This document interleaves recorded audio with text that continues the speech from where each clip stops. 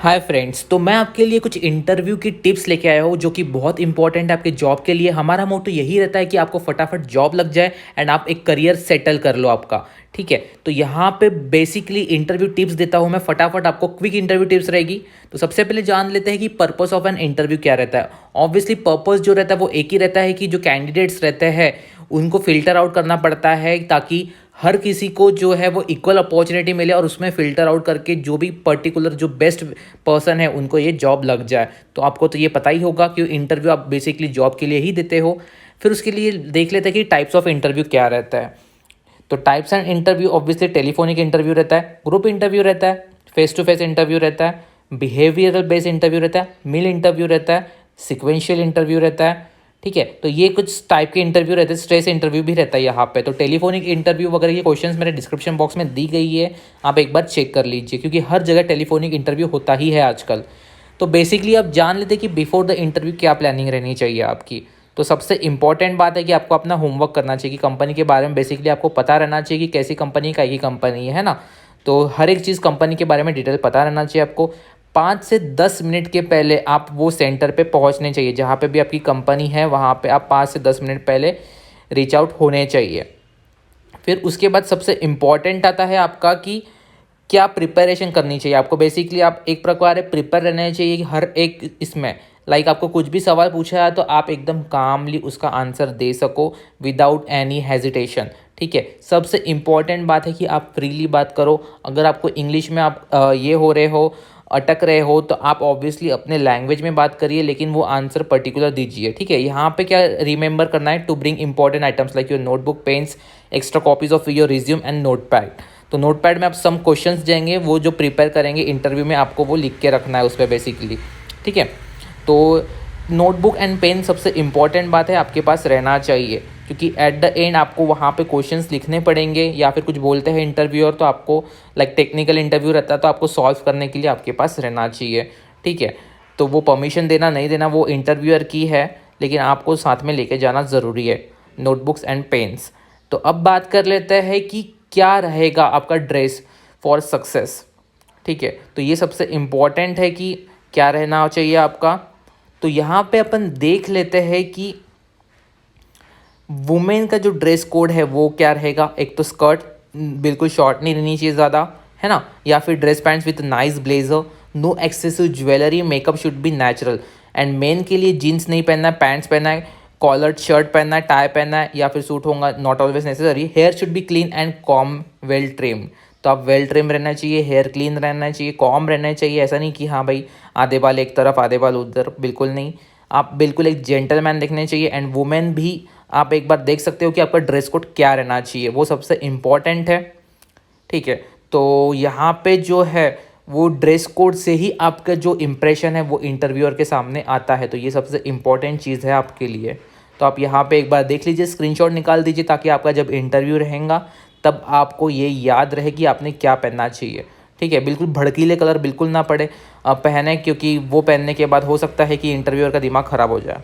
तो research your interviewers, आप पहले इंटरव्यूअर्स को रिसर्च भी कर सकते हो। ये भी एक अच्छी टेक्निक आ गई है आजकल की, LinkedIn, Google, background job history वगैरह आप देख सकते हो ताकि आपको पता चले कि वो पर्टिकुलर पर्सन को क्या पसंद है क्या ना पसंद है, ताकि आपका इंप्रेशन अच्छा पड़े उनके सामने, है ना। तो उसके बाद जो जॉब रोल है वो आपको आइडेंटिफाई करना है। You have to understand your role in the company and make sure that you are appropriate to it.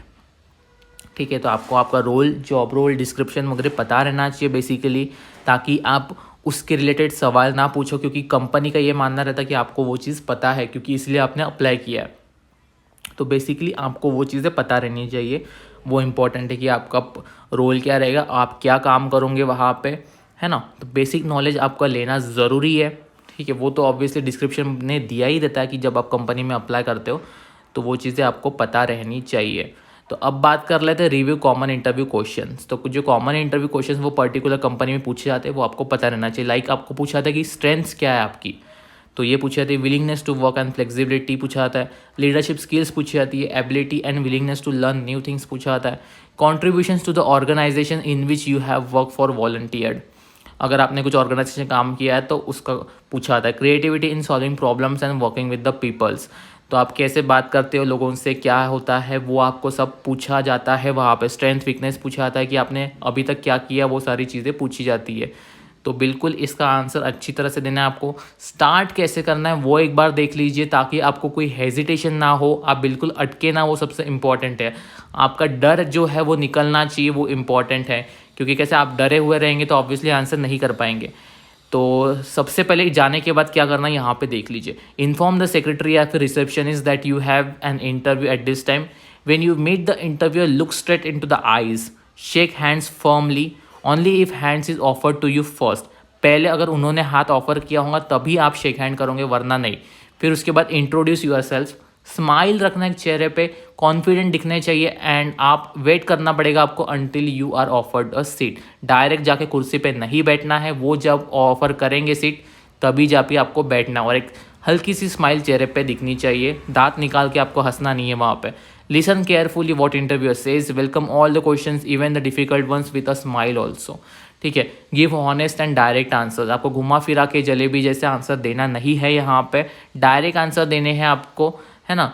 और उसके बाद जो क्वेश्चन है, जो भी डिफिकल्ट क्वेश्चन है उसको भी हंसते हुए वेलकम करना है, ऐसे नर्वस नहीं दिखना है उनको। एटलीस्ट नर्वस दिख गए तो वो समझ जाएंगे कि आपको नहीं आता है एंड आप रिजेक्ट हो जाओगे।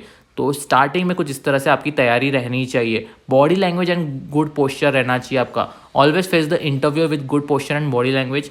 Develop answers in your head before they ask. ठीक है, फिर उसके बाद be thorough with your answers, never answers with just yes और no. Always provide explanations and examples. तो आपको एक्सप्लेनेशन एंड एग्जाम्पल्स देने, फनी नहीं रहना उनके सामने, ये सबसे इंपॉर्टेंट है।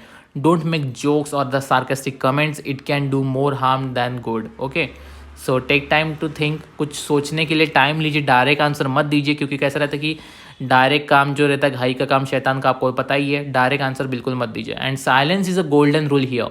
Possess are better than uh. जो आप आ करते हो ना, मतलब आपको नहीं आता है तो उससे बेटर है कि आप पॉज ले लो, वो सबसे ज़्यादा इंपॉर्टेंट है ना।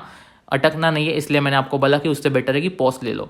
And the interview with a good impression, ये सबसे इंपॉर्टेंट है कि एंडिंग जो है वो अच्छी रहनी चाहिए। A positive end to the interview is another way to ensure your success. Be courteous and allow the interview to end on time. Mention a particular accomplishment or activity that fits the job. If you want to the job, say so. If you want the job, say so. Find out if there will be the additional interviews. Ask when the employer plans to make a decision. Indicate a time. तो ये सब चीज़ें आपको करना है। That's it, बहुत easy process है। So thank you for watching.